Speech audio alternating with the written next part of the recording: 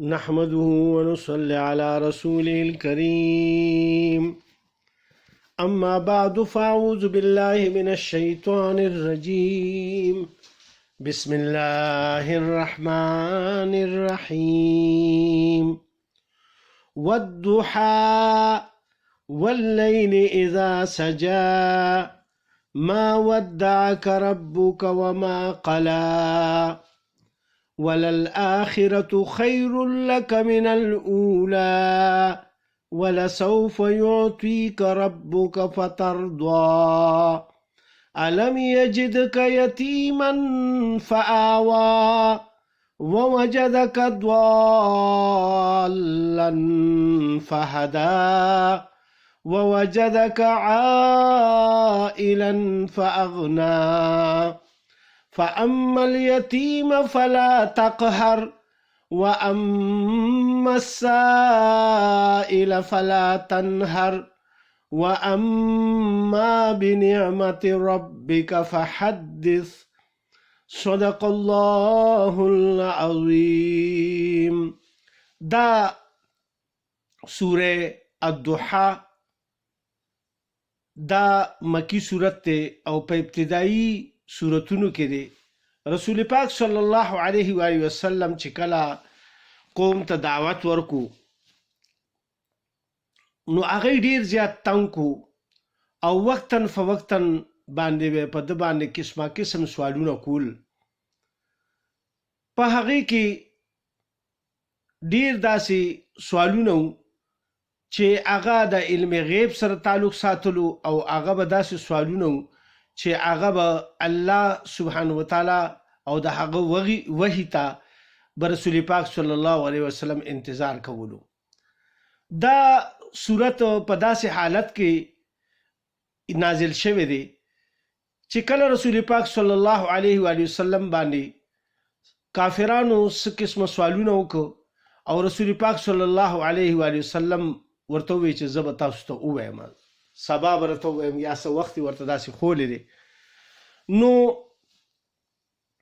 مفسرینو حضرات لیکلي چې داسې موقع څو پیرې راغلي دي. یو خو هغه چې انقطاع د وحی سمودې پورې شوی و تقریبا د 2 نه 3 کالو پورې، هغه یعنی ابتدایي چې کله یعنی اقرأ بسم ربک الذی خلق صورت نازل شو نو د هغې نه پس بیا یہ زمانه فطرت ورته وایي چې دا تقریبا 2 نه 3 کالو پورې دا وخت او رسول الله صلی الله علیه وسلم به ډیر زیات اشتیاق لرلو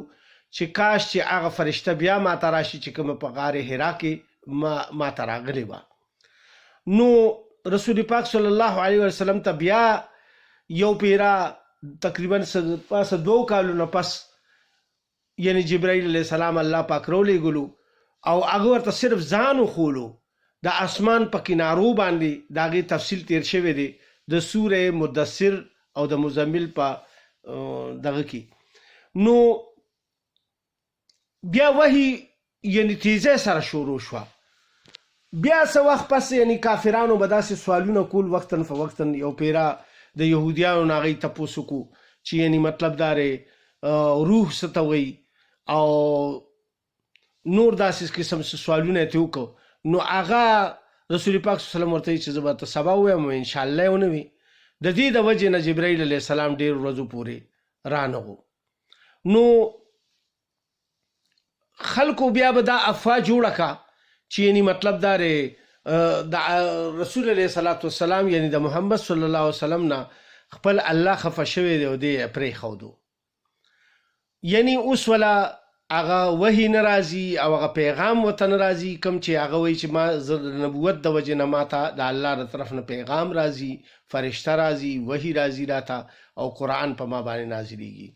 نو بیا به پیغورونه ورکول. په هغې پیغورونو والا کې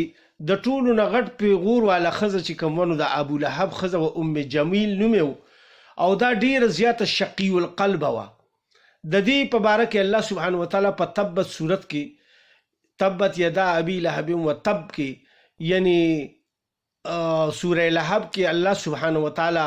د هغې ذکر فرمایلی چې د ابو لهب سره به هغه هم چې کوم دی نو هلاکیږي او هغه الله سبحانه وتعالی بیا د هغې په مرۍ کې پړه چې کوم دی نو هغه تیزندي شو او هغه په هغې سره مړه شو چې هغې به لرګي راوړه یو غټ پڼ به یې راوړو یو ورځ پې سیلی راغه هغه پڼ ته په شا لاړو او هغه مرۍ کې هغه پړی اړام شو او د هغې د وجې نه ساه خفي شوه او مړه شوه. نو دې به ډېر زیات تکلیفونه ورکول رسول پاک صلی الله علیه وسلم چې په کومه لار باندې تلو نو هغې به ورته ازغي اچول خځلې به یې ورته اچولې چې ده ته تکلیف ورسي او الان کې دا د چاچي وه د رسول پاک صلی الله علیه و وسلم او دا ابو لهب چې کوم تریو او دام ډېر غټ ظالم او دی به چې کله رسول الله صلی الله علیه وسلم به داسې چاته دعوت ورکولو نو دی به ورپسې او ده به ورته چې دا دروغجن دی دا ساحر دی دا جادوګر دی او په هغه باندې به یې خاورې وله په سر باندې شیندلې او دغه ځکه دا ترو او هغه ته خو هغه څه ویلی هم نه شو او بل د الله له طرف نه هم دا حکم و چې ته به چاته غږ نه کې بس په دې لار کې چې تا ته څومره هم تکلیفونه میلاویږي یا کم مسلمان ته هم تکلیفونه میلاویږي نو تاسو به په چا باندې لاس نه اوچتوئ چاته به کنزل نه کوئ چاته به چې کوم دی نو رټه سپوره نه کوئ بس تاسو به د الله سبحانه وتعالی د طرف نه چې کوم دعوت دی نو هغه به چلوئ. نو دغه شانته سوالونه وو نو بس د هغې د وجې نه چې کوم دی نو رسول پاک صلی الله علیه و وسلم باندې وحي څو مودې پورې بنده شوه. چې بنده وه نو دا ام جمیل نومې ښځه وایي د ابولهب دا ښځه چې کوم ده دا وایي دا چاچي یې چې محمد صلی الله علیه و وسلم چې کوم دی نو هغه خپل الله پرېښی دی او دله چې کوم هغه شیطان راتلو فرشتي ته شیطان وي نو هغه بس اوس دله نه راځي او دته خبرې نه ښیي چې دې خلکو ته وایي چې دا په ما باندې د بره نه راځي د الله د طرف نه نو هغه یې هم الله منلو او دی نه منل چې دا د الله سبحانه وتعالی د طرف نه د باندې وحي راځي بلکې دی وی چې دا شیطان دته دا خبرې ښیي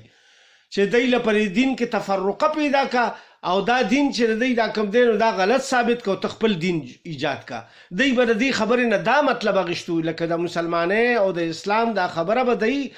دا په داسې اړخ باندې اخیسته چې دی وی چې مونږ په حق یو او دی په ناحقه باندې دی او د ځان نه یو دین جوړ کړی ایجاد کړی دی او دی اوس مونږ ته راغلی دی او مونږ ته وایي چې د مونږ د پلار نیکه او دا د کله نه دا دین را روان دا غلط دی. نو داسې خو ډېر دینونه ډېر پخوا نه را روان دي اوس که تاسو وګورئ په دنیا کې څومره دینونه دي زاړه زاړه دینونه دي او په بت پرستۍ او په دې څیزونو کې اخته دي نو دا خو چې الله چاته هدایت وکړي او د هدایت فیصله وکړي نو الله سبحانه وتعالی محمد صلی الله علیه وسلم راولېږلو او دا اخري پیغمبر دی تر قیامته پورې او بل پیغمبر نه راځي. نو بیا تقریبا ډېر ورځې پس چې کله وحي راغه نو الله سبحانه وتعالی د هغې ذکر فرمایي والضحى واللیل اذا سجى قسم دی د ورځې په رڼا او په شپه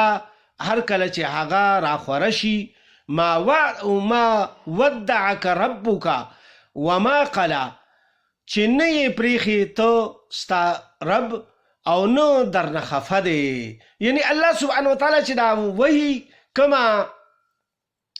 پتا باندې بنده کړې ده نو د دې وجه دا نه ده چې ته الله سبحانه وتعالی هیر کړی یا چې کوم دی نو ته الله ناخوښه کړی یا تا باندې دا وحي د دې د وجې نه بنده کړي بلکې دا د الله یو امتحان دی قسمه قسم طریقو سره الله سبحانه وتعالی محمد صلی الله علیه و وسلم تربیت فرمایلی دی چې یعنی کله په ده باندې وحي بند شي د الله سبحانه وتعالی د طرف نه او دغه وخت کې په ده باندې د خلکو دا ویناګانې راشي او دا قسمه قسم خبرې راشي د دې برداشت کول دام چې کوم دی د نبوت یو نښه ده او هغه زغمل د هغې خبرو باندې صبر کول او د الله سبحانه وتعالی طرف ته رجوع کول نو دا ډیره لویه خبره ده. نو داسې مونږ ته هدایات دي په دې صورت کې چې یعنی که داسې یو حال په یو انسان باندې راشي چې هغه ډیر زیات د خلکو د خبرو شي او ډیر زیات خلک په چې کوم دی نو بد رد وي نو دی به صبر کوي او دی به خپله خوله نه کولاوي چاته به بد رد نه وایي د هغې جواب به په بدو ردو سره نه ورکوي په صبر سره به ورکوي او که ښه خبره د ده نه کیدی شي نو هغه به ورته کوي. نو الله سبحانه وتعالی ځکه قسم وخوړو په ورځ باندې او په شپه باندې ځکه چې دا د الله د نښو نه نښې دي غټې غټې نښې دي څوک ورځ او شپه راوستی شي د الله نه ما سوا بل څوک نشي راوستی او دا د الله ډېرې غټې نشانې دي په ټوله دنیا کې چې کوم دی نو الله سبحانه وتعالی په هر ملک شپه ورځ راولي. نو بیا الله سبحانه وتعالی قسم وخوړو چې ستانه الله پاک نه دی خفه شوی، د شپې او د ورځې قسم یې وخوړو او بیا وفرمایل وللآخرة خیر لک من الاولی، او البته آخرت بهتر دی تا دپاره له دنیا نه. آخرت مطلب دا دی چې یعنی اخروی ژوند، آخرت چې کوم د مرګ نه پس چې کوم ژوند دی هغه خو غوره دی تا دپاره د دنیا نه. په دې دنیا کې په تا باندې تکلیفونه راځي، مصیبتونه به راځي، په ناقلارۍ کې به ستا دا ژوند تېرېږي، خو ولې ستا دپاره د آخرت خوشحالۍ چې کوم دی هغه ډېرې لوی خوشحالۍ دي. او دغه شان د هر مؤمن مسلمان دپاره هغه د آخرت خوشحالۍ ډېرې لوی خوشحالۍ دي. الله پاک دې موږ ټولو ته نصیب کړي. او دې کې یو بله اشاره دا هم میلاویږي چې الله سبحانه وتعالی فرمایل چې دا مخکینی زندګۍ نه به اخیری زندګي ستا ښکلې وي. نو هغه څه زندګي وه؟ یعنی چې د رسول الله صلی الله علیه وسلم ابتدایي زندگی د نبوت چې کومه نو ډیره په سختو کې تیره شوې وه، ډیر په مصیبتونو کې تیره شوې وه. او بیا وروستنۍ زندگی الله سبحانه وتعالی بیا ولې څنګه ورکړه؟ بیا چې کوم دی نو د ټول ملک د ټول عرب الله سبحانه وتعالی هغه چې کوم دی نو بادشاه کو، او ټول عرب د هغه د لاندې محکوم شو. الله سبحانه وتعالی د هغوی په ژوند کې د رسول پاک صلی الله علیه وسلم په ژوند کې چې کوم دی نو ټول عرب یعنی مطیع او فرمان برداره که. کم عرب چې باندې چې حکومت نه کولو هغه په ټوله دنیا کې اوچتو اخلاقو والا او اوچت دین والا او اوچت پیغام والا او اوچت جنگجو او هغه سر مقابلې والا څوک نو بیا. او الله سبحانه وتعالی بیا فرمایي ولسوف یعطیک ربک، او ډیر زر به تا ته درکړي ستا رب فترضا، چې ته راضي شي. یعنی په دنیا کې هم دله داسې دومره یعنی لوی مقام درکي چې د ټول عرب چې اوس څومره دي او بیا وروسته د ټولې دنیا به چې ته کوم دی نو بادشاه شي. او الله سبحانه وتعالی وفرمایل او ته به بیا راضي شي په هغه ورکړه باندې. یعنی په دنیا کې هم او په آخرت کې هم الله پاک دومره لویه مرتبه درکي چې دومره به د هیڅ چا دونه مرتبه بني د الله نه ما سوا، یعنی د الله نه پس صرف او صرف د رسول پاک صلی الله علیه وسلم به هغه مرتبه وي. ذکر رسول پاک صلی الله علیه وسلم په یو حدیث مبارک فرمایي چې کله اذان کیږي نو تاسو د اذان جواب ورکړئ، چې څنګه مؤذن کومې کلمې وایي هغه تاسو هم وایئ. او بیا چې کله اذان ختم شي نو اللهم رب هذه الدعوة التامة والصلاة القائمة آت محمدا الوسيلة والفضيلة والدرجة الرفيعة وابعثه مقاما محمودا الذي وعدته. یعنی دا کلمه راغلی په صحیح بخاری کې چې یعنی مطلب دا دی ته د الله پاک تاسو د الله پاک نه د هغه مقام محمود دپاره زما دپاره سوال کوئ چې یعنی مطلب دا دی هغه ماته الله پاک راکړي. نو ګوره رسول پاک صلی الله علیه و وسلم خپلو امتیانو ته وایي چې یعنی تاسو زما دپاره یعنی دا سوال کوئ او دا وینا کوئ، ځکه چې دا ژوند د عمل دی. او په دې کې چې کومې دعاګانې څوک د چا دپاره غواړي، که هغه د مړو دپاره غواړي، که د ژوندو دپاره غواړي، او که هغه وي او که نه وي په هغه ځای کې موجوده او هغه دپاره یې غواړي، نو الله پاک دغه دعاګانې قبلوي. ووجدک ضالا فهدا. نو بیا الله پاک فرمایل چې ته به راضي شي. بیا الله پاک فرمایي الم یجدک یتیما فآوی. اوس الله پاک هغه احسانات رسول پاک صلی الله علیه وسلم ته یادوي چې کوم په دنیا کې په ابتدایي ژوند کې د ماشوموالي نه الله سبحانه وتعالی پر رسول پاک صلی الله علیه وسلم باندې کړي هغه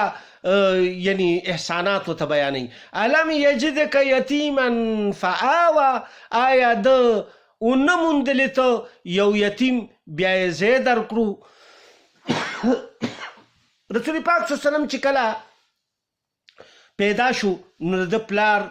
یعنی د مور په ګېډه باندې تقریبا د 6 میاشتو او یا د 100 میاشتو صحیح علم الله ته دی،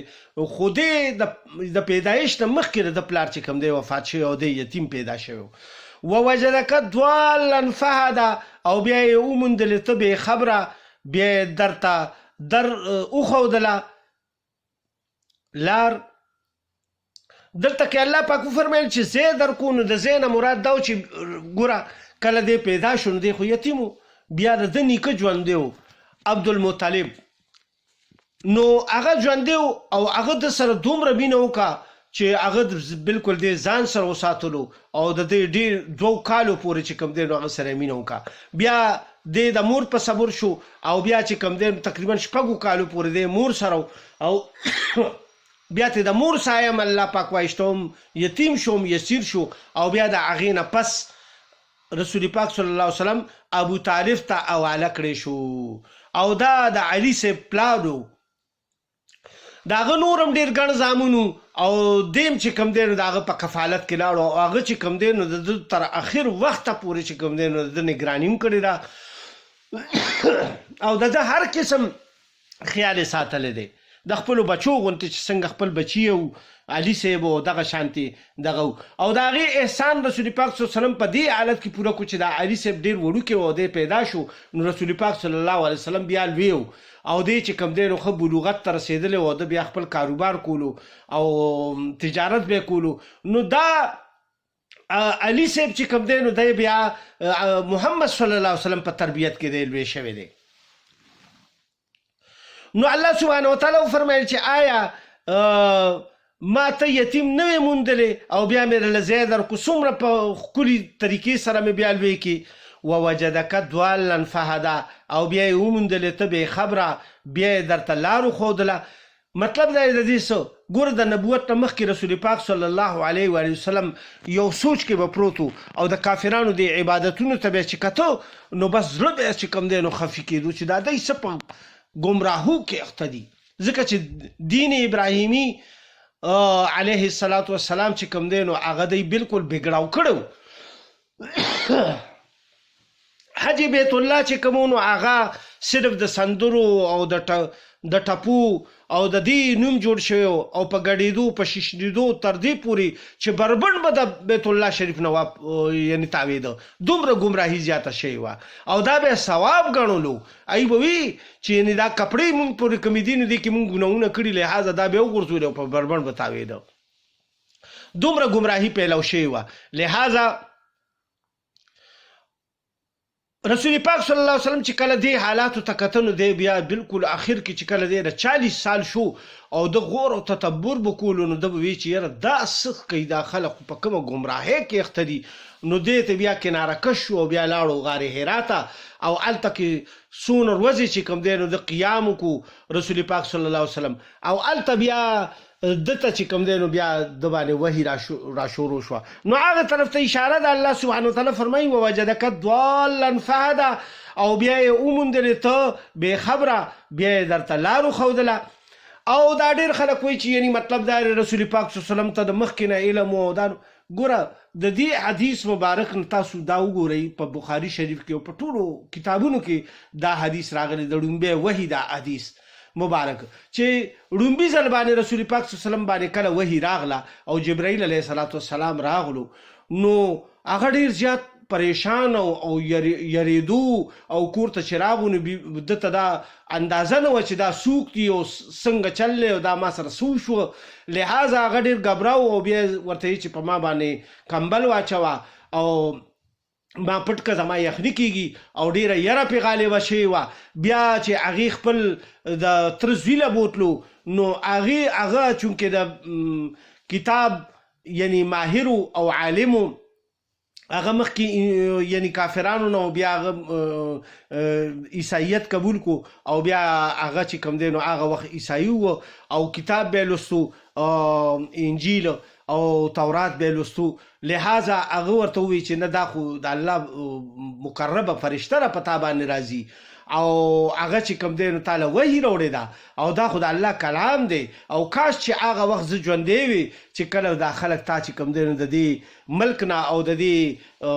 بیت الله شریف نه او د دې مکې معظمې نه به دې وباسي او بیا به تا چې کوم دی نو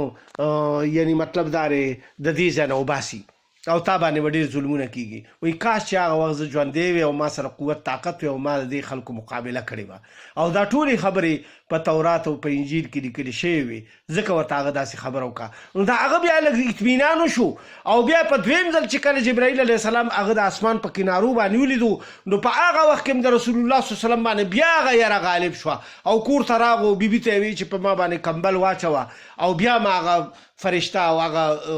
دغه څیز لیدلی دی کوم چې مطلب دا دی په ما باندې په ړومبي ځل په غار حرا کې راغلی و هغه نن ما د اسمان په کنارو باندې ولیدو او بیا د هغې نه پس یا ایها المزمل صورت نازل شو او په هغې کې الله پاک ورته وفرمیل چې ای صادر اغوستونکیه ته چې کوم دی نو پاسه قم اللیل الا قلیلا نصفه ته چې کوم دی الله پاک ته ودرېږه مګر نیمه شپه یا د نیمې شپې نه لږ کم یا لږ زیات او دغه شانتې الله سبحانه وتعالی ورته ووایي چې ته دغه شانتې عبادت شروع کړه او الله یادوه کوم الله چې دا کائنات پیدا کړی ځمکه اسمانونه پیدا کړي او موږ او تاسو ټول مخلوقات پیدا کړي دي نو هغه رب ته چې کوم دی نو سجده ولګوه او هغه ته عبادت شروع کړه نو بیا رسول پاک صلی الله علیه وسلم ورو په هغه باندې وحی شروع شوه نو دا هغه طرف ته اشاره ده الله سبحانه وتعالی فرمایي ووجدک عائلا فاغنا او بیا یې وموندلې ته ضرورتمند نو غني یې کړې رسول پاک صلی الله علیه وسلم چې کله بلوغت ته ورسېدو نو دغه وخت کې رسول پاک صلی الله علیه وسلم چې کوم دی نو غریب و او ما خو تاسو ته مخکې ووی چې ابو طالب صاحب چې کوم دی نو هغه هم ډېر غریب دغه او د رسول پاک صلی الله علیه وسلم په ډېر زیات زړه خفه کېدو او په هغه باندې به ترس راتلو ځکه چې غریبي یې وه ډېره زیات داسې ډېر مالدار نه و نو رسول پاک صلی الله علیه وسلم چې کله د بلوغت ته ورسېدو نو ورته یې یاره بابا جانه ما له اجازت راکړه چې زه تجارت شروع کړم او زه تجارت وکړم نو ده به تجارتي قافله کې لږ لږ تلو او دغه کېدو به بیا د هغې نه ډېر یعنې ډېر ایمانداره او ډېر صحیح طریقې سره یعنې تجارت کول او ډېر زر زر په ترقۍ باندې روان و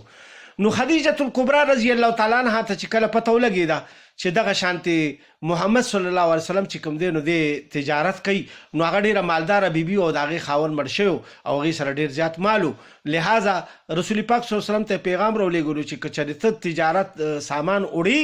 نو زما دا سامان یوسه او دی پرې له ته زما دا سامان یوسه او څه حصه مقرر کړه نیمه په نیمه یا هر څه چې تا ته به د مزدورۍ خپله حصه میلاو شي او ما ته به د خپل مال دولت خپله حصه میلاو شي رسول پاک صلی الله علیه وسلم ورته ویل چې ټیک ده هغه دغه شو او ورسره خپل یو غلام میسره نومې غلام و هغې ورسره کو او ورته ویل چې د دې هلک ته هر څه ته خیال کوه چې دې څه کوي او څنګه کوي او دې څه چل کوي او دا څنګه سړی دی نو لہذا رسول پاک صلی الله علیه وسلم سره هغه لاړو او دغه ټوله معاملې وکړه هغه ډېر ایماندارۍ سره او ډېر په ښه طریقې سره چې کوم دی نو هغه تجارت وکړو او چې راغو نو ډېر زیاته فایده په هغه تجارت کې وشوه او هغه میسره چې د هغه حالات بیان کړ نو هغه ډېر زیات هغه ته ډېره زیاته متاثره شوه چې داسې انسان په دې زمانه کې چې کوم دی نو دومره خو اخلاق واله او دومره ښه انسان او چې نه دروغ وایي نه د چا په مال کې خیانت کوي او نه څه چا سره څه غلط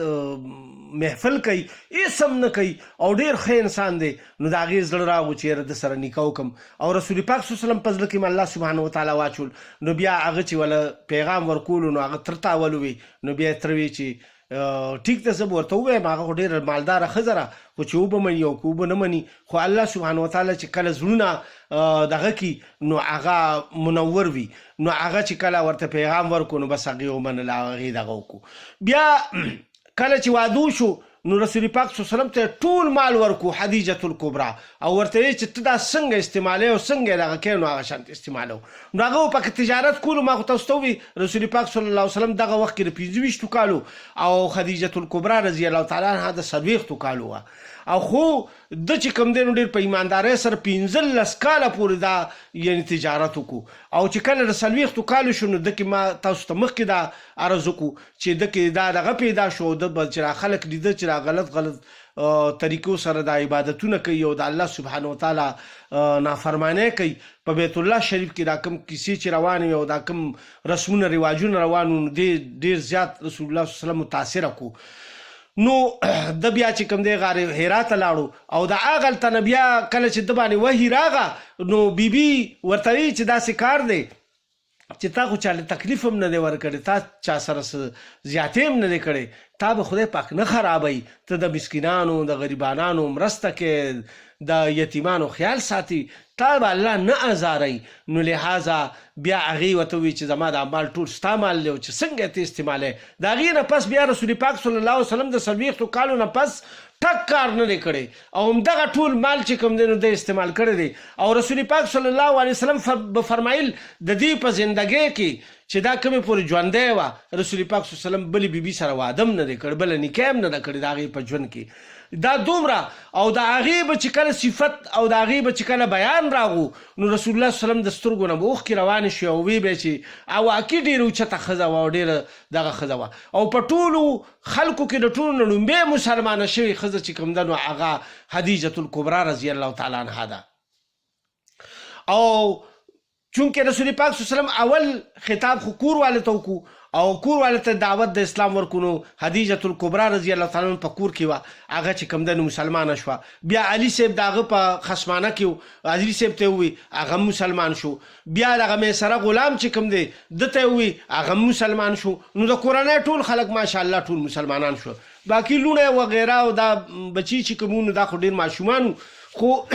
هغه هم د ابتدا نه د پلار په دین باندې روان. بیا کله چې بهر راووتو او بکر صدیق رضی الله تعالی عنه سره ملاقات شو نو هغه ایمان راوړو. نو دغه شانتې ټولو چې کوم دی نو ایمان راوړو. او دغه شانتې الله سبحانه وتعالی فرمایل چې ووجدک عائلا فاغنا او بیا وموندلې ته ضرورتمن نو غني یې کړې. فاما الیتیم فلا تقهر، پس څوک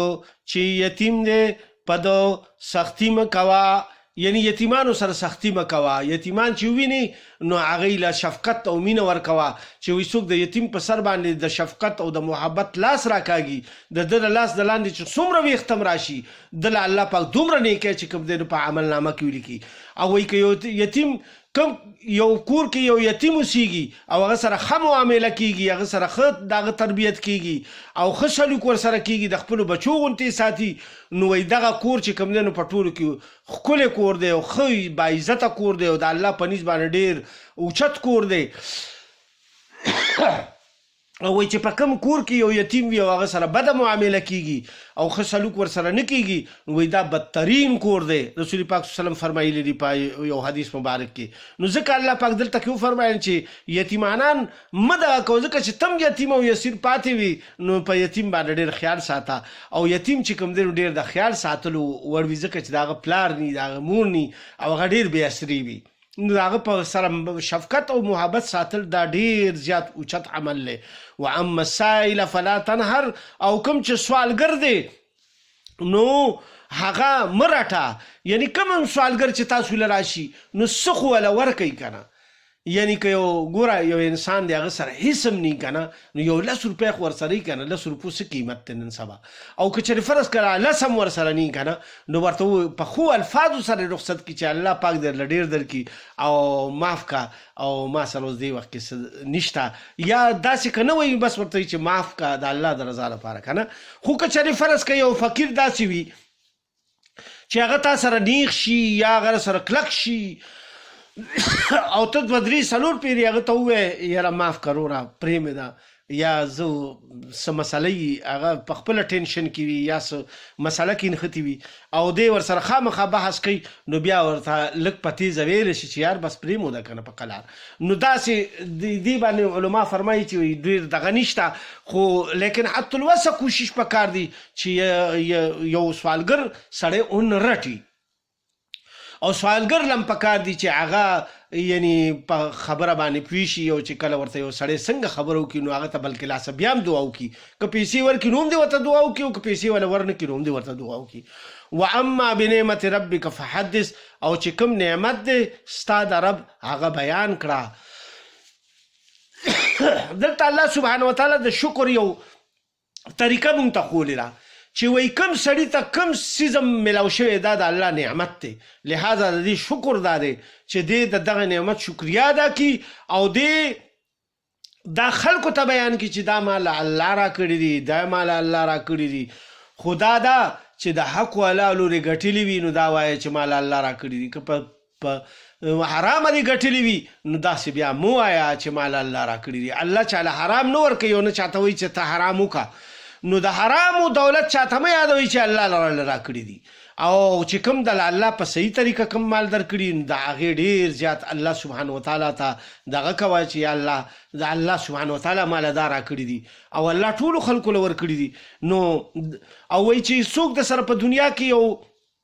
احسان وکي د احسان بدله احسان د الله پاک فرمایي، یعنی مطلب یې تعالی سره ولیږل تا بیا څه پاخه که بیا دې وله ولیږل مینه دې ورسره وکړه نو دې سره مینه زیاتېږي. مسلمانانو له د هدیې ورکولو چې کوم دی نو دا طریقه رسول پاک صلی الله علیه وسلم ښولې ده چې په دې سره مینه محبت سیوا کېږي. تا یو هدیه چاله ولیږل هغه بیا تاله سره ولیږل نو د چا هدیه سپک هم نه دي ګڼل پکار، چا که هغه معمولي وي تا یو سړي له ډېر ښه شی ورکو هغه غریب دی هغه سره دومره څه نشته او هغه دله یو معمولي شی راولېږلو نو هغې ته سپک مه ګوره بلکې هغه چې کوم دی نو په ښه نظر سره واله او ډېره شکریه د هغه ادا کړه چې ډېر